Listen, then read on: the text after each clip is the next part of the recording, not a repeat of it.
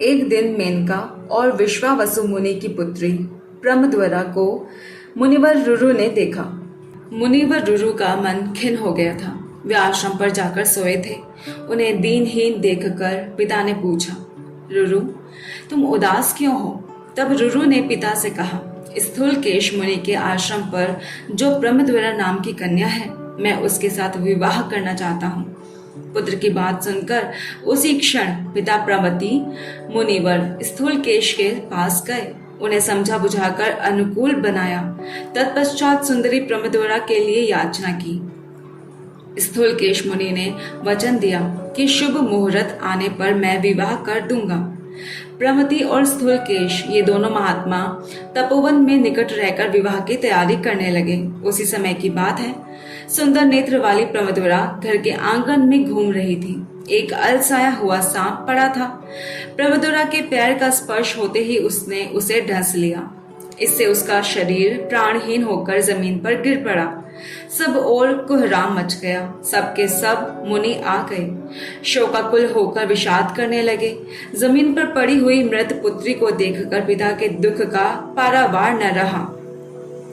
प्रमद्वरा इतनी तेजस्विनी थी कि मरने पर भी उनका शरीर चमक रहा था। उसके मर जाने पर समाचार सुनकर रुरु भी रोते बिलखते देखने के लिए आए। देखा, वह मृत कन्या जमीन पर पड़ी थी। जान पड़ता था मानो जीवित हो।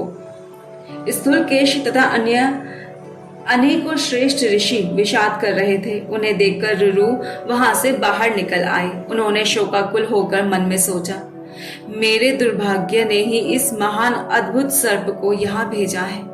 तभी तो मेरे कल्याण का संहार करने में यह कारण बन गया।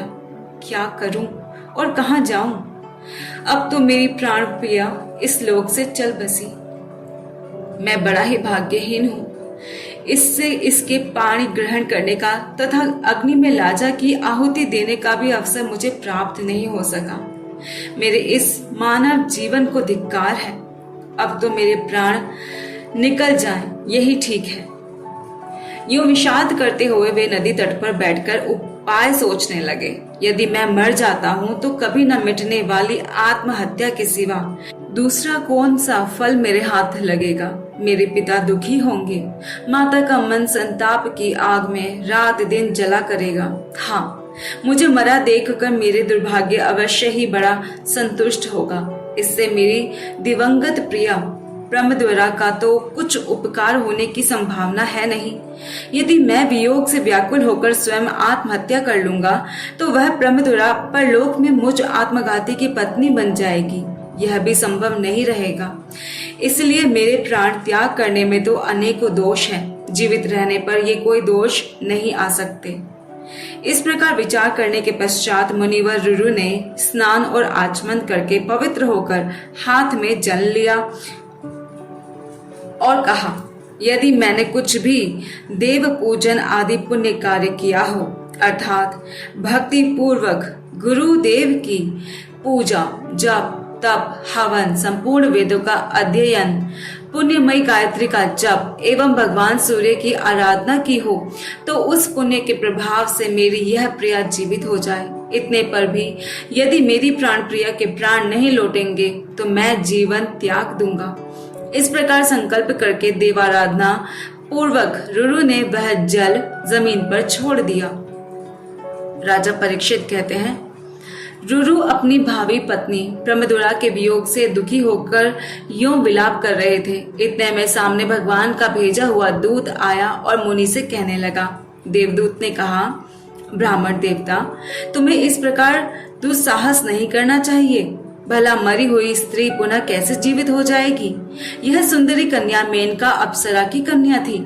इसकी आयु के वर्ष व्यतीत हो चुके हैं। विवाह होने के पूर्व ही यह मर गई।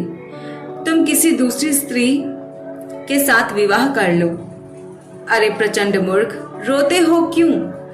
अब इसके साथ तुम्हारा क्या प्रेम रहा? रुरु बोले, देवदूत, यह जीवित हो अथवा न हो, किंतु यह निश्चय है कि अब मैं किसी दूसरी स्त्री के साथ विवाह नहीं करूंगा। मुझे मर जाना ही पसंद है। राजा परीक्षित कहते हैं, मुनि का आग्रह जानकर देवदूत को बड़ी प्रसन्नता हुई। उसने अत्यंत मनोहर सुंदर सत्य वचन कहे। द्विजवर, तुम्हें वह उपाय बताता हूँ जिससे प्राचीन समय में देवता लोग लाभ उठा चुके हैं। तुम अपने जीवन की आधी आयु देकर शीघ्र ब्रह्मद्वारा को जिला सकते हो। रुरु बोले, मैं निसंदेह इस कन्या को अपनी आधी आयु दे देता हूँ। आज मेरी यह प्राण प्रिया पुनः जीवन लाभ करके उठ बैठे। उसी समय विश्वावसु मुनि विमान पर बैठकर वहां पधारे। वे विश्वावसु गंधर्वों के राजा थे।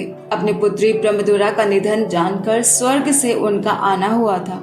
फिर विश्वावसु और देवदूत दोनों धर्मराज के पास गए और उनसे यह वचन कहा। धर्मराज, यह रुरु की पत्नी और विश्वावसु की कन्या है। इसका नाम प्रमद्वारा है। अभी सर्प के काट लेने से इसके प्राण निकल गए हैं। धर्मराज, रुरु इसके लिए प्राण देने को तैयार है, अतः उनकी आधी आयु प्राप्त करके यह सुंदरी कन्या पुनः जीवित हो जाए। रुरु के नियम व्रत का पुण्य इस कार्य के बदले समर्पित है। धर्मराज ने कहा, देवदूत, यदि तुम विश्वावसु की कन्या को जीवित करना चाहते हो तो उठो, रुरु के पास जाओ और उसकी आधी आयु से कन्या को जीवित कर दो। राजा परीक्षित कहते हैं, इस प्रकार धर्मराज के कहने पर देवदूत गया और प्रमद्वारा को जीवित करके उसी क्षण रुरु को सौंप दिया। तदनंतर शुभ मुहूर्त आने पर रुरु और प्रमद्वारा का विधि पूर्वक विवाह भी हो गया। यूं उपाय करने से वह मरी हुई भी कन्या पुनः जीवित हो गई।